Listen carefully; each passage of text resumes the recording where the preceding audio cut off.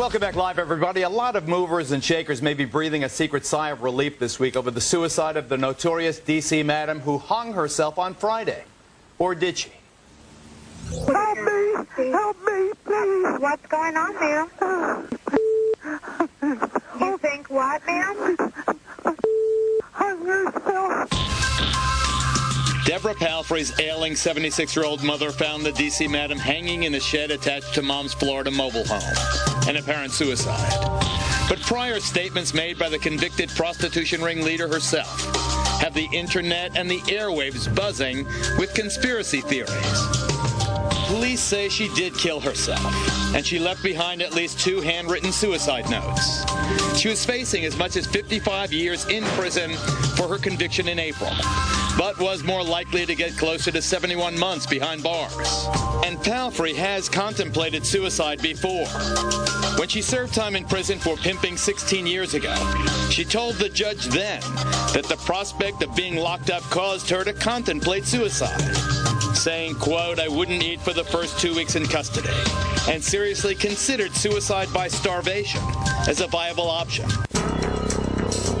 And more recently, according to Washington writer Dan Moldea, who is considering writing a book with Palfrey, he says she told him last year, "I'm not going back to prison. I will commit suicide first." But Deborah Palfrey was nothing if not a contradiction. For example, last year, when one of her escorts, former University of Maryland professor Brandy Britton, killed herself after being arrested on prostitution charges, Palfrey said, quote, "I guess I'm made of something that Brandy Britton was not made of." And in mid-March, before her conviction for money laundering and racketeering in connection with the high-profile escort service she ran catering to Washington's movers and shakers, including Senator David Vitter, Deborah was asked by syndicated radio host Alex Jones if she was planning on committing suicide.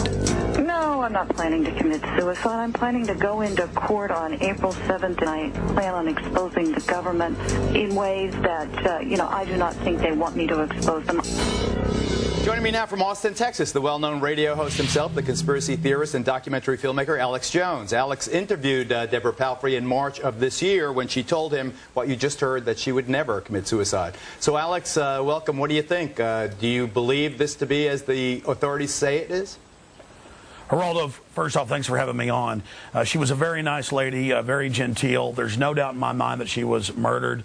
Let me just go through some of the basic evidence. She told me repeatedly on my radio show, and those interviews are posted at Infowars.com in full, that she would never kill herself, that she wasn't planning to kill herself. I pressed her during breaks in front of the board ops. I said, listen, this is dangerous. You've got to say who these people were.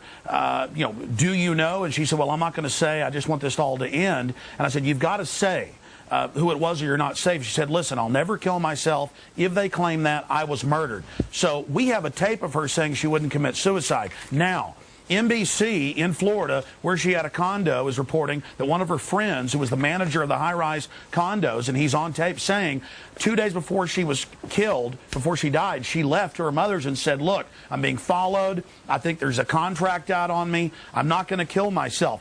This is on tape. Then you look at Brandy Britton. She was facing 6 months in jail last year, shot her mouth off, Miss Palfrey said, the D.C. madam said, and said, I'm going to talk about who my Johns are. This is hypocritical. She was a professor. She had a psychology degree. She was saying, this is hypocritical. I'm going to tell who my Johns were, and then she hangs herself. Number one, Geraldo, you've covered a lot of criminology. You know women don't normally hang themselves. First, one of her girls kills herself. Now she kills herself. They take pills. Exactly. And on top of it, in fact, 90% of women take pills. That's the way they do it. Now, men shoot themselves and hang themselves. Now, on top of it, her mother said she was happy, saying she was going to fight it. Alex, let me take a break. Stand by right there. I have Judge Pirro and Kim Guilfoyle also right back. Back live just a second before I continue our discussion on the death of Deborah Jean Palfrey, the so-called D.C. madam who the authorities say committed suicide, but some have doubts.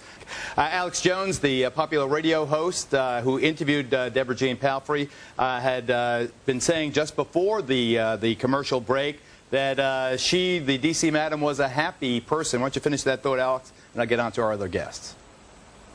Well, Geraldo, it's just that she told her mother, she told the person that managed the condos where she lived, and she was friends with everybody, that she was going to go on and going to fight. Others that knew her said that she was going to write a book when she got out in about 6 to 7 months. Could have been as many as 70 months, but certainly not 50 years, as some were saying. And you have two women hanging themselves.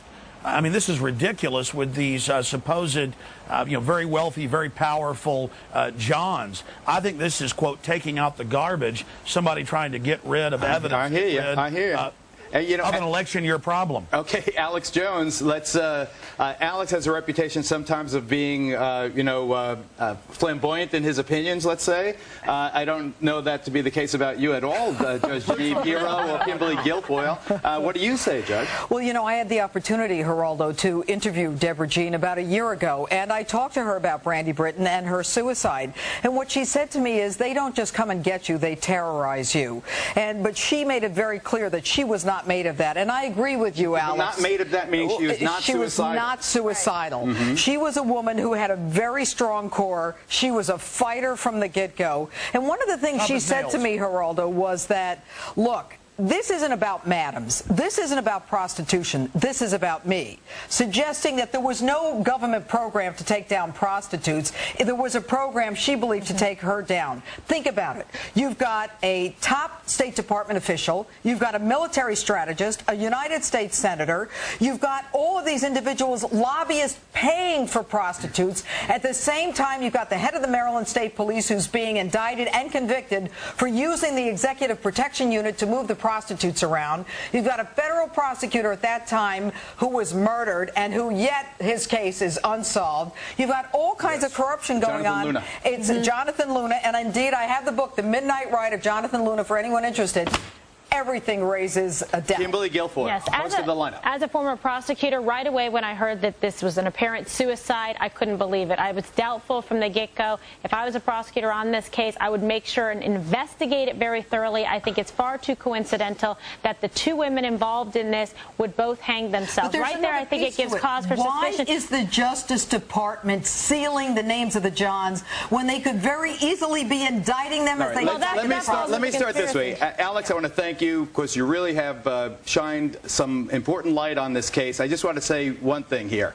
I call on Governor Charlie Crist, who's a great guy, an honest guy, a straight shooter, to have his Attorney General investigate the apparent suicide of Deborah Jean Palfrey, because if these three people are all agreed, and I tend to agree with them, this is too perfect, this is too stinky to pass this stink test. There's more.